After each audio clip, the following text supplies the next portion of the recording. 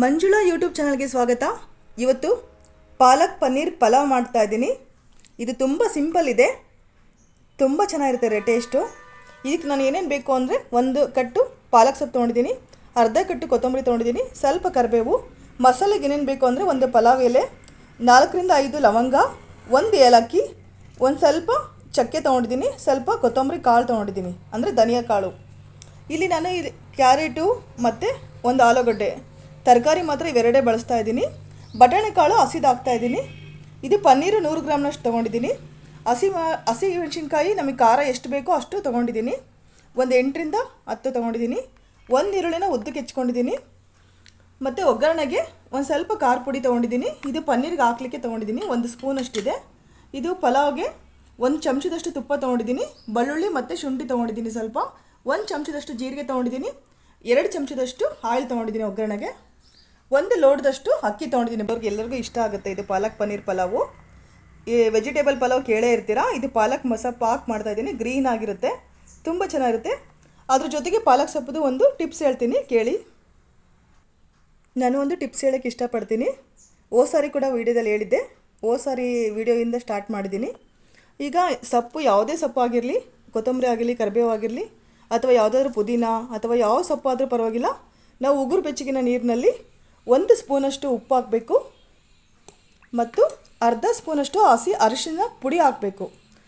ಈ ರೀತಿ ಮಾಡಿಕೊಂಡು ನೀರನ್ನು ಮಿಕ್ಸ್ ಮಾಡಿಕೊಂಡು ಈ ರೀತಿ ಸೊಪ್ಪು ಇದರೊಳಗೆ ಹಾಕ್ಬಿಟ್ಟು ತೊಳೆಯೋದ್ರಿಂದ ನಮಗೆ ಯಾವುದೇ ರೀತಿಯ ಸೊಪ್ಪಿಗೆ ಕೆಮಿಕಲ್ ಹಾಕಿರ್ತಾರಲ್ಲ, ಯಾವುದು ಸೈಡ್ ಎಫೆಕ್ಟ್ ಆಗೋಲ್ಲ, ಚೆನ್ನಾಗಿ ನಮಗೆ ಆರೋಗ್ಯ ವೃದ್ಧಿ ಆಗುತ್ತೆ.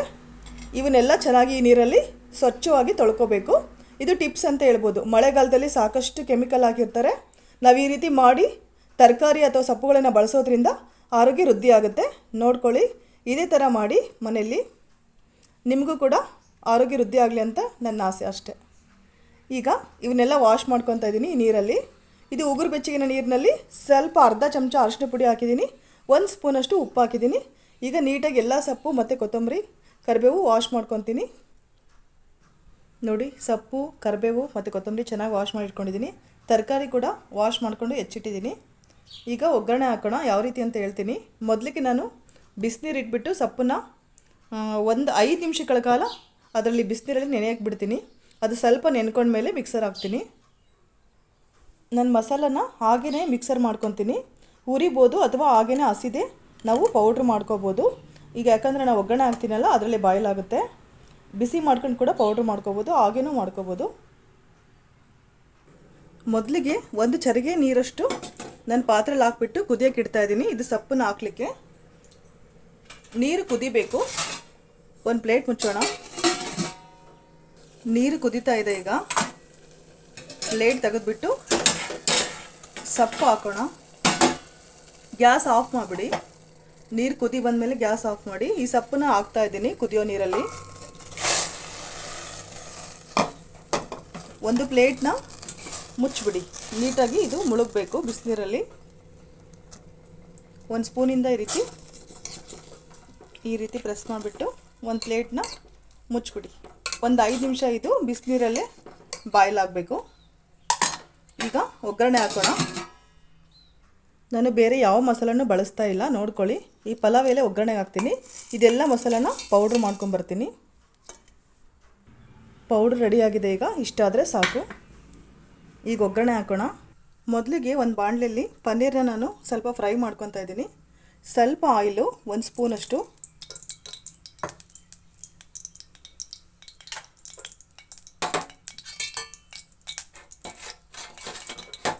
ಸ್ವಲ್ಪ ತುಪ್ಪ, 1/4 ಸ್ಪೂನಷ್ಟು ಆದರೆ ಸಾಕು. ಇದಕ್ಕೆ ನಾನು ಸ್ವಲ್ಪ ಜೀರಿಗೆ ಹಾಕ್ತಾಯಿದ್ದೀನಿ ಮತ್ತು ಮಾಡಿರ್ತಕ್ಕಂಥ ಪೌಡ್ರನ್ನ ಸ್ವಲ್ಪ ಹಾಕ್ತಾಯಿದ್ದೀನಿ. ಚೆನ್ನಾಗಿರುತ್ತೆ ಫ್ಲೇವರು. ಇದು ಸ್ವಲ್ಪ ಬಿಸಿ ಆಗ್ತಾ ಇದ್ದಾಗೆ ಸ್ವಲ್ಪ ಕರಿಬೇವು ಹಾಕ್ತಾಯಿದ್ದೀನಿ.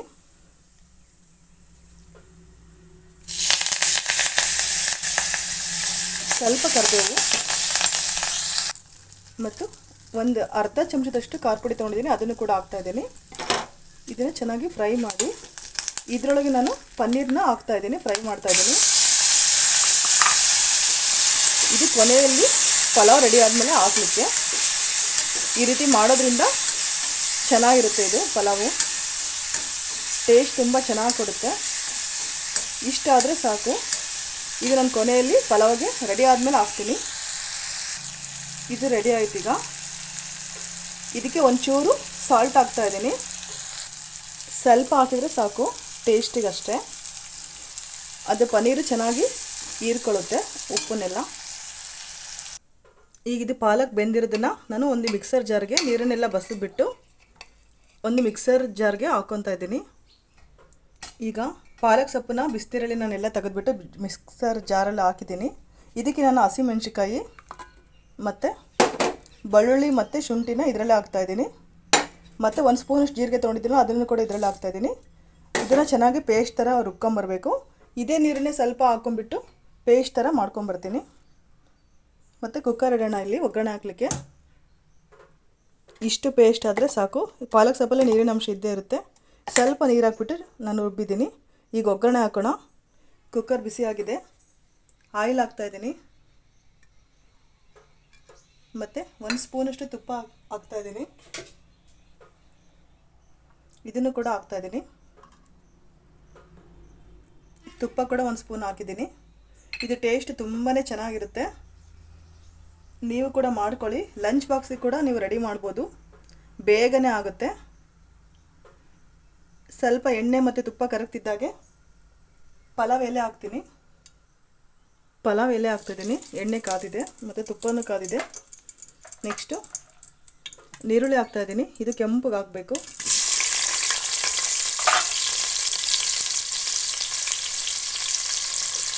ಇದು ಚೆನ್ನಾಗಿ ಎಣ್ಣೆಯಲ್ಲಿ ಬಾಯ್ಲ್ ಮಾಡಿ.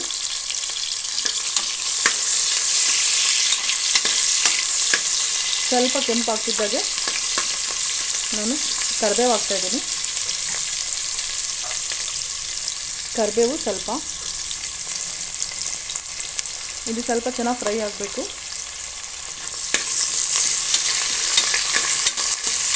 ಇದು ಟೇಸ್ಟ್ ತುಂಬಾ ಚೆನ್ನಾಗಿರುತ್ತೆ. ನೀರುಳ್ಳಿ ಕೆಂಪು ಹಾಕ್ತಿದ್ದಾಗೆ ಆಲೂಗಡ್ಡೆ ಹಾಕ್ತಾಯಿದ್ದೀನಿ.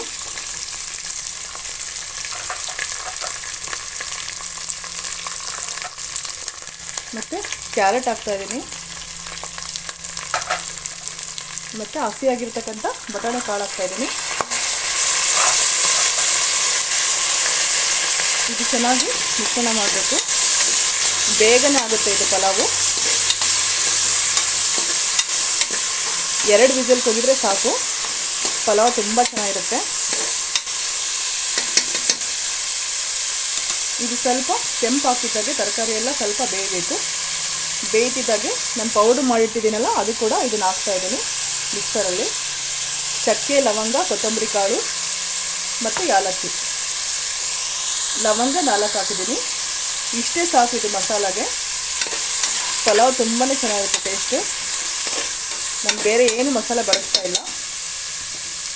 ಮತ್ತು ರುಬ್ಬಿರ್ತಕ್ಕಂಥ ಪಾಲಕ್ ಸೊಪ್ಪು, ಹಸಿಮೆಣ್ಸಿಕಾಯಿ ಮತ್ತು ಬೆಳ್ಳುಳ್ಳಿ, ಶುಂಠಿ ಮತ್ತು ಒಂದು ಚಮಚ ಜೀರಿಗೆಯನ್ನು ಪೇಸ್ಟ್ ಮಾಡಿ ಹಾಕಿದ್ದೀನಿ. ಇದು ಚೆನ್ನಾಗಿ ಮಿಶ್ರಣ ಮಾಡಬೇಕು. ತರಕಾರಿಯಲ್ಲೇ ಚೆನ್ನಾಗಿದು ಮಿಶ್ರಣ ಮಾಡಿ. ಮತ್ತು ಬೇಯಿಸಿರ್ತಕ್ಕಂಥ ಪಾಲಕ್ ಸೊಪ್ಪಿನ ನೀರು ಕೂಡ ಇದರಲ್ಲಿ ನಾನು ಆ್ಯಡ್ ಮಾಡ್ತಾಯಿದ್ದೀನಿ. ನೀರು ಜಾಸ್ತಿ ಆಗ್ತಾಯಿಲ್ಲ. 1 ಲೋಟ ಅಕ್ಕಿಗೆ 1.5 ಕಪ್ ನೀರಾದರೆ ಸಾಕು. ಈಗ 1 ಲೋಟ ಅಕ್ಕಿಗೆ 1.5 ಕಪ್ಪಷ್ಟು ನಾನು ನೀರು ಹಾಕಿದ್ದೀನಿ ಅಷ್ಟೇ. ಈಗ ರುಚಿಗೆ ತಕ್ಕಷ್ಟು ಉಪ್ಪು ಹಾಕ್ತಾಯಿದ್ದೀನಿ. ನಾನು ಎಲ್ಲೂ ಉಪ್ಪು ಹಾಕಿಲ್ಲ, ಪನ್ನೀರಿಗೆ ಮಾತ್ರ ಸ್ವಲ್ಪ ಚಿಟಿಕೆ ಅಷ್ಟು ಹಾಕಿದ್ದೆ. ಈ ರುಚಿಗೆ ಉಪ್ಪು ಹಾಕಿದ್ದೀನಿ. ಈಗ ಅಕ್ಕಿನ ನೆನೆ ಇರಬೇಕು ಅಂತ ಏನಿಲ್ಲ. ನಾವೆಲ್ಲ ಒಗ್ಗರಣೆ ಹಾಕಿದ್ಮೇಲೆ 3 ಸತಿ ತೊಳ್ಕೊಂಬಿಟ್ಟು ಹಾಗೇ ಹಾಕಬೇಕು. ಯಾಕಂದರೆ ತುಂಬ ನೆನೆಬಿಟ್ರೆ ಪಾಲಕ್ ಸೊಪ್ಪಿನ ಪಲಾವು ಮೆತ್ತಗಾಗುತ್ತೆ. ನಮಗೆ ಉದುರಾಗಿ ಬರಬೇಕು ಅಂದರೆ ನಾವು ಒಗ್ಗರಣೆ ಹಾಕಿದ್ಮೇಲೆ ಅಕ್ಕಿನ ವಾಶ್ ಮಾಡ್ಕೋಬೇಕು. ಈಗ 3 ಸತಿ ವಾಶ್ ಮಾಡ್ಕೊಂಬರ್ತೀನಿ. ಈಗ ಕುದೀತಾ ಇರಬೇಕಾದ್ರೆ ಅಕ್ಕಿನ ತೊಳೆದ್ಬಿಟ್ಟು ನಾನು ರೆಡಿ ಇಟ್ಕೊಂಡಿದ್ದೀನಿ, ಅವನ್ನ ಹಾಕ್ತಾಯಿದ್ದೀನಿ. ಅಕ್ಕಿ ಹಾಕಿದ್ಮೇಲೆ ನೀಟಾಗಿ ಕೈ ಆಡಬೇಕು. 1 ರಿಂದ 2 ವಿಸಿಲ್ ಆದರೆ ಸಾಕು. ಈಗೆಲ್ಲ ರೆಡಿ ಆಯ್ತು. ಈಗ ಕೊನೆಯಲ್ಲಿ ನಾನು ಕೊತ್ತಂಬರಿನ ಅರ್ಧ ಹಾಕ್ತಾಯಿದ್ದೀನಿ, ಇನ್ನು ಅರ್ಧ ಗಾರ್ನಿಷಿಗೆ ಬೇಕು. ಈಗ ಇದು 2 ವಿಸಿಲ್ ಕೂಗಿಸ್ಕೋಬೇಕು. ಕೂಗಿಸ್ಕೊಂಡ್ಮೇಲೆ ನಾವು ಪನ್ನೀರ್ ರೆಡಿ ಮಾಡಿದ್ನಲ್ಲ ಅದನ್ನು ಮಿಕ್ಸ್ ಮಾಡಬೇಕಷ್ಟೆ. 2 ವಿಸಿಲ್ಲು ಕೂಗಕ್ಕಿಟ್ಟಿದ್ದೀನಿ. ಇದು ಆದ ತಕ್ಷಣ ನಾನು ಪನ್ನೀರನ್ನ ರೆಡಿ ಮಾಡ್ಕೊಂಡಿದ್ದೀನಲ್ಲ ಅದನ್ನು ಮಿಕ್ಸ್ ಮಾಡಿಬಿಟ್ಟು ಸರ್ವ್ ಮಾಡ್ತೀನಿ. ಪಾಲಕ್ ಪನ್ನೀರ್ ಪಲಾವ್ ರೆಡಿ ಆಗುತ್ತೆ. 2 ವಿಸಿಲ್ ಆಗಿದೆ, ಆ ಸ್ವಲ್ಪ ಆರಬೇಕು ಕುಕ್ಕರ್ ಆರಿದೆ. ಈಗ ಯಾವ ರೀತಿ ಇದೆ ನೋಡೋಣ. ವಾವ್, ತುಂಬ ಚೆನ್ನಾಗಿದೆ. ಪಾಲಕ್ ಪಲಾವ್ ಅಂದರೆ ಇಷ್ಟೇ ಸಿಂಪಲ್ ಇರುತ್ತೆ. ನಾವು ಪನ್ನೀರ್ ಹಾಕಿ ಮಾಡೋದ್ರಿಂದ ಪಾಲಕ್ ಪನ್ನೀರ್ ಪಲಾವ್ ರೆಡಿ ಆಯ್ತು. ಈಗ ನಾನು ಪನ್ನೀರ್ ರೆಡಿ ಮಾಡ್ಕೊಂಡಿದ್ದಲ್ಲ ಅದನ್ನು ಈಗ ಇದರಲ್ಲಿ ಹಾಕ್ಬಿಟ್ಟು ಮಿಕ್ಸ್ ಮಾಡ್ತಾಯಿದ್ದೀನಿ.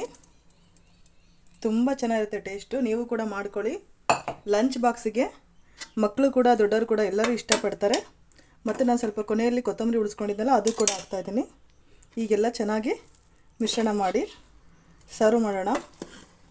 ತುಂಬ ಚೆನ್ನಾಗಿ ಬಂದಿದೆ. ಈಗ ನೀವು ನೋಡ್ಕೊಳ್ಳಿ, ಮನೇಲಿ ಮಾಡ್ಕೊಳ್ಳಿ. ನನ್ನ ಚಾನಲ್ನ ಸಬ್ಸ್ಕ್ರೈಬ್ ಮಾಡಿ. ಇದೇ ಥರ ಹೊಸ ಹೊಸ ರೆಸಿಪಿಯೊಂದಿಗೆ ಮತ್ತೆ ಬರ್ತಾ ಇರ್ತೀನಿ. ಮತ್ತು ಕೆಲವು ಟಿಪ್ಸ್ ಕೂಡ ಹೇಳ್ತಾ ಇರ್ತೀನಿ ಅಡುಗೆ ಜೊತೆ. ಈಗ ಸರ್ವ್ ಮಾಡೋಣ ಬನ್ನಿ.